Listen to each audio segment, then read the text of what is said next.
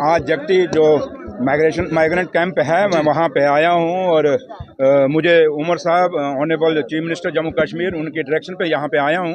और कुछ शिकायतें उनको गई हैं और लिहाजा उन शिकायतों को देखने आया और काफ़ी सारे ऑफिसर सारे डिपार्टमेंट के यहाँ पे आए थे, चाहे हेल्थ है, सोशल वेलफेयर है, अपना जल शक्ति है या जितने भी महकमे RNB जो भी हैं सारे महकमों के ऑफिसरान मैंने जो HODs यहाँ पे बुलाए हुए थे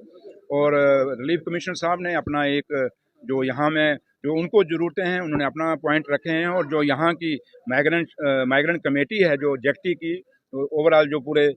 जम्मू प्रोविंस में जो जहाँ जहाँ भी उनके कैंप हैं उनकी कमेटी ने अपने मुद्दे अपना मेमोरेंडम मेरे सामने रखा है और काफ़ी सारी खामियां हैं, इसमें कोई दो राय नहीं है। और इन 10 सालों के बाद बीच में कोई इनको आया भी नहीं पूछने। ठीक है, अब इनके नाम पे सियासत तो की गई लेकिन इनका जहाँ तक इनको कहीं फ़ायदा देने की ज़रूरत है या रिहेबिलिटेट करने की ज़रूरत थी तो रिहेबिलिटेशन की बात नहीं की। अब बात वो करते हैं जो जिनको इन कैंपों के बारे में पता ही नहीं। अब ये वो दर्द इन्होंने यहाँ बताया कि कैंपों के अंदर रिपेयर रेनोवेशन टाइमली नहीं हो रही, पानी की प्रॉब्लम है, हॉस्पिटल के अंदर प्रॉब्लम है और पेंशनों के बारे में प्रॉब्लम है और सबसे बड़ी प्रॉब्लम इनकी जो थी वो है कि ये जो फिक्रमंद हैं कि जो आने वाली नस्ल है जो आज में इनका यूथ है और कुछ यूथ जो ओवर एज हो गया उनका कहीं नौकरियों के लिए नहीं, कुछ नहीं है और घर भी नहीं है, एक कमरे के अंदर 10-10 बंदे रह रहे हैं। तो काफ़ी सारी चीज़ें इन्होंने अपनी मुझे बताई हैं और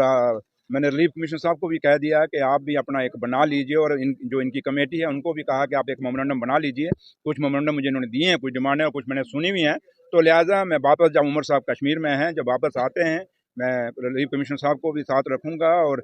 कोशिश करूँगा कि इनकी कमेटी से भी कुछ लोग हो जाएँ जिससे हम उमर साहब को एक जो मैंने देखा, जो महसूस किया और जो फील किया वो चीज़ें उनके सामने पेश कर सकूं और इनको मैंने यकीन दिलाया है कि ये सरकार आपकी चुनी हुई सरकार है, ये लोगों की चुनी हुई सरकार है। हम लोग कोई अपॉइंटेड या नॉमिनेटेड नहीं है, हमें लोगों ने चुन के भेजा है और इनके सवाल जायज़ हैं और इनको गुस्सा भी है, इनका गुस्सा भी हमने देखा है तो लिहाजा इनका गुस्सा भी जायज़ है। बट दुख इनके अंदर है कि ये चाहते हैं कि हम अपने घरों में वापस जाएँ, बट जब तक यहाँ पे हैं जो इनको सहूलतें मिलनी चाहिए, जो आईनी राइट इनके हैं, जो हकूक हैं वो हकूक इनको मिलने चाहिए। तो लिहाजा बेरोजगार युवाओं को एक बड़ा तोहफा नए साल का, क्या कहेंगे सर? देखिए मैंने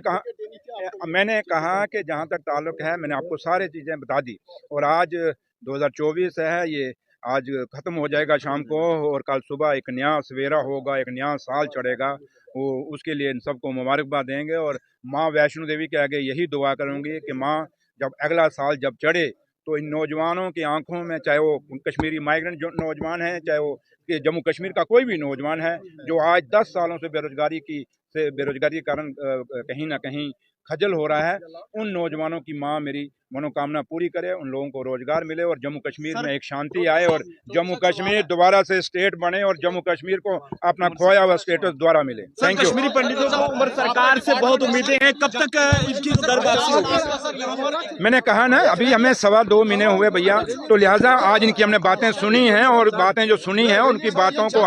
मैंने कहा कि उमर साहब के पास लेके डिपार्टमेंट जिसने सर पिछले साल 50 लाख भैया PWD हो जो मर्जी हो, जो भी डिपार्टमेंट यहाँ घोटाला करेगा उसको बख्शा नहीं जाएगा।